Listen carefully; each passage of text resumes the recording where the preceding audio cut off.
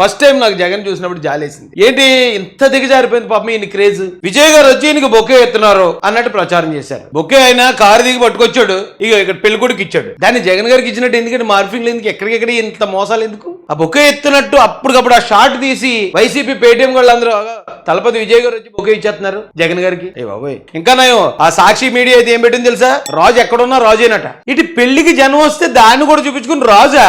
ఓరి నీ అమ్మ జీవితం. కానీ చెన్నైలో అంత అభిమానం ఉంటే కొంచెం చెన్నైలోనే పోటీ చేయమని ఎలా గెలుతలేదు అక్కడ.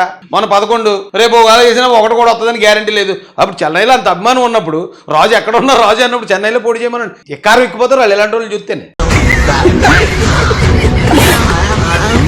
ఇలాంటి అవినీతి పరుల్ని, ఇలాంటి అబద్ధాలు చెప్పే వాళ్ళని చూస్తే తమిళోళ్ళు మామూలుగా ఉండదండి, ఎక్కారు ఎక్కిపోతారు వాళ్ళు, అసహించుకుంటారు వాళ్ళు. ఇలాంటి డ్రామాలు అక్కడ చెల్లవు. కాబట్టి ఇలాంటి పద్ధతి కబుర్లు చెప్పకండి. ఎందుకు వచ్చింది? ఎవరు చూడలేదు కదా, కోళ్ల పందాలు చూసినట్టు చూస్తున్నారు.